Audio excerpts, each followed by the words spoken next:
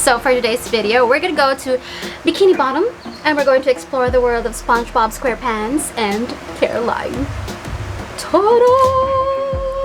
So I do believe this is like the second release ng collaboration ng Spongebob and Caroline. So isa-isahin ko muna ano ba yung mga products sa new collection nila. So unahin natin ang Imagination Palette. So meron siyang 2 shades. We have the Nude Beach and the Pink Shore. What I got is the Pink Shore. As you can see, ang character na nandito ay si Patrick the Starfish. And this is what it looks like.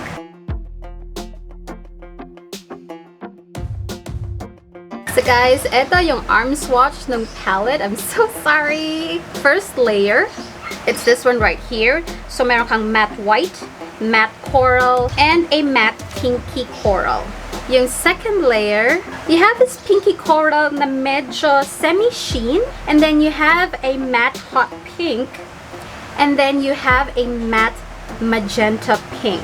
I hope you can see the difference ng shade. And then that's the third layer. We have a shiny shimmering champagne color, a matte burgundy rusty color, and then you have a shiny shimmering burgundy color.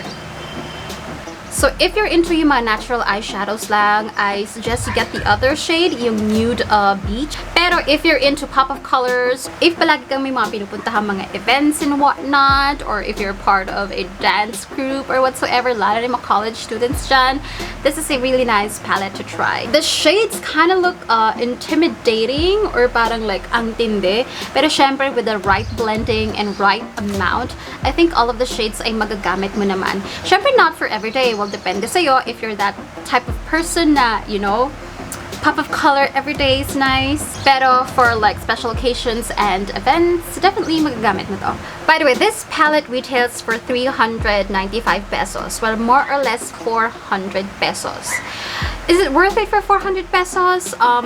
If you're not looking for these particular shades, syempre hindi siya worth it.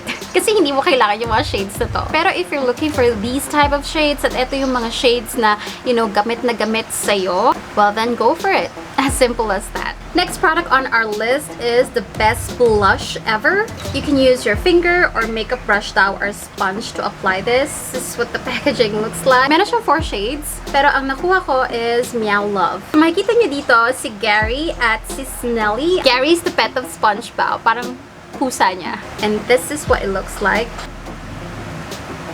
It's a peachy type of blush. Oh! Yeah. Pwede siyang blush if you're light to fair skin tones, pero kung medium to deep skin tones ka, I think it's going to be like a bronzer type. Now, best blush ever retails for 250 pesos.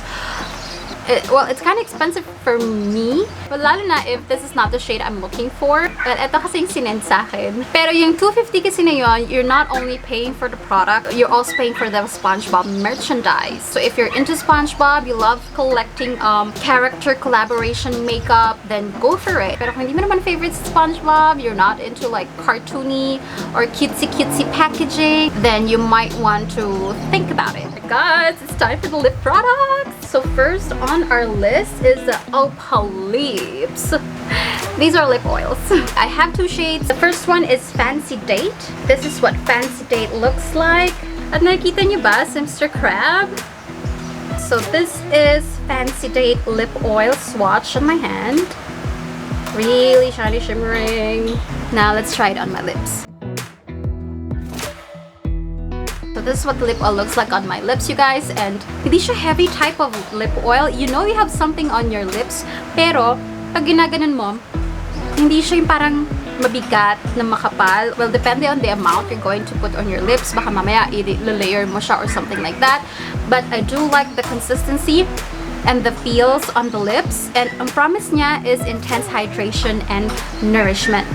And para siyang lip gloss, honestly. So yeah, this is Fancy Date on my lips. Next shade is Chocolate Bar. This is what it looks like. Oh, I'm so excited. It's a nude shade. At lahat sila nandito. Si Spongebob, si Patrick Starfish, si Squidward, and si Mr. Krabs. So this is Chocolate Bar side by side with Fancy Date. Let's try it on my lips. Sarap niya talagang i-glide-glide ng ganun, no? Because it's really madulas. Guys, I'm sorry kung hindi pa tayo. Nag-enjoy ako mag-apply.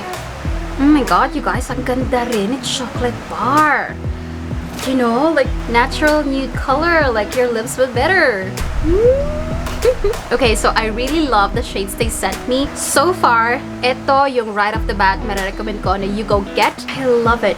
I love it. This retails for $3.25. With the way my lips look right now, I would pay $3.25 for this. Ganda eh. Ganda rin tsura na lips ko eh. Oo. Honestly, yun yung habol ko. More than the moisturizing yada yada, more than Spongebob, it's the way it looks on my lips. And I am loving it, so I'm going to recommend this. $325, the lip oil. Total na sa shiny shimmering na rin na tayo. Isunod na natin itong tinted sponge gloss or yung kanilang lip gloss. So this is what the tinted sponge gloss looks like. At ang ganda, honestly, nung hawakan kasi embossed siya or something like that with jellyfish. So you have a classic doe foot applicator. Ang slim lang niya. It's long and slim. But the shade that I got is Magic Conch. And I do believe yung Magic Conch is like the shell of knowledge sa SpongeBob world. So this is Magic Conch swatch at the back of my hand. It's this one right here. And this is Magic Conch on my lips. Hindi ko na-press yung record button habang ina-apply ko siya sa lips ko, you guys. Pero sige, ayan, i-apply ko na ulit. And you know what's interesting? It's supposed to be a lip gloss, pero hindi siya lip gloss for me. It's like a lip tint. It's like a glossy lip tint. Ganun yung feel niya, honestly. Kasi with the way it looks like right now, in a couple of, maybe in an hour, mawawala na yung sheen. So it's like a glossy lip tint to me, to be completely honest. It's not a lip gloss. Yung traditional classic lip gloss that we know. So, I don't know kung sinasadya ba nila yon, kung ganoon talaga yung peg nila. Ayan o, nag-iwan siya ng tint.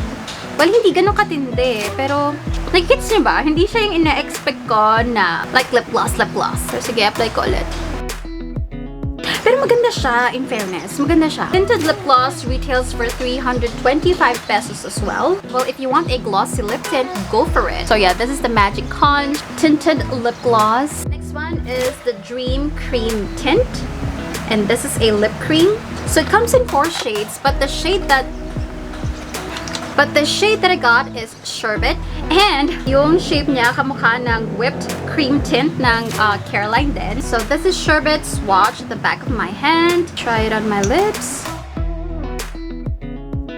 So this is Sherbet on my lips. And this is a classic lip cream, you guys. Para siyang like a creamy liquid lipstick-ish. And Sherbet is like corally shade. With the formula, I kind of like it as well. But I'm pretty sure that this is the type na later on, ngayon meron pa siyang konting sheen, pero later on, habang lumilipas yung oras, is going to turn into matte. And longevity-wise, para siyang the typical lip cream na hindi transfer-proof. It will all depend on the activity you're going to do with your lips, kung gaano siya ka-long-lasting. Well, worth it pa ang $325 for this. Again, if you're a SpongeBob fan, go for it. I kind of like how it looks like on my lips.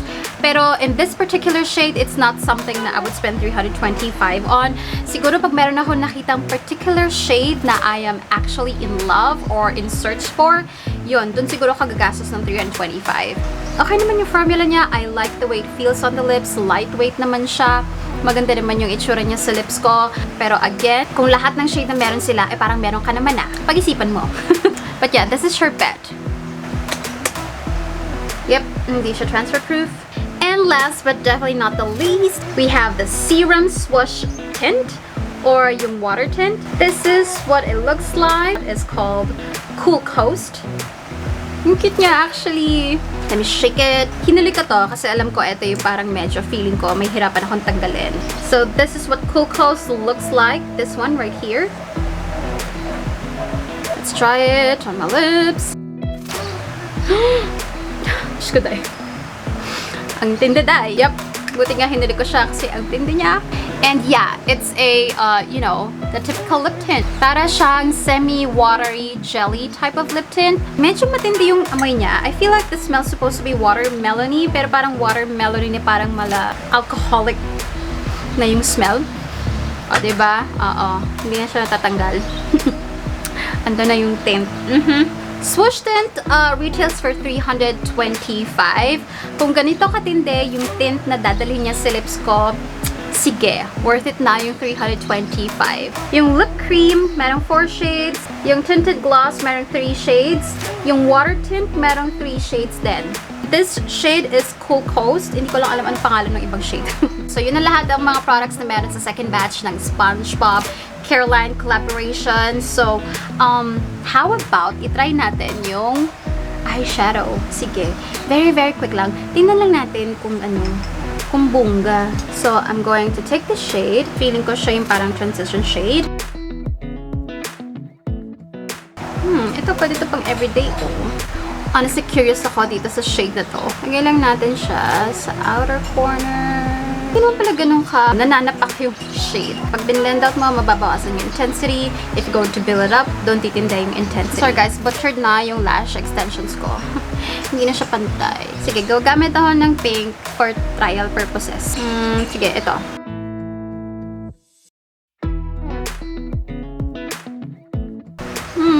Not bad, not bad. I'm going to get this one again. Sayang lang, wala siyang mirror, no? For 395. Kunin natin yung shiny shimmering pala. Ito. Magkakontour lang ako ng nose. Let's try the best blush. Yung blush ay hindi masyadong bagay sa eye makeup ko.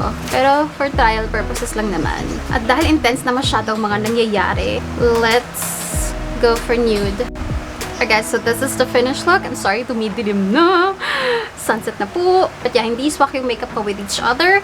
Pero for trial purposes lang naman, para makita nyo in action yung mga products. Basically, yeah, those are the latest release ng Caroline in collaboration with Spongebob. Well, honestly, nasa sayo ang desisyon. If you're willing to spend money, extra dagdag lang naman. Pero sa lahat ng type of products na tinry ko, pinaka-favorite ko talaga is the lip oil. So thank you, Caroline, for sharing your products with us. And thank you guys for watching this video. Really means a lot whenever you watch my video and whenever you comment down below. Thank you, and I'll see you in my next one. Bye bye!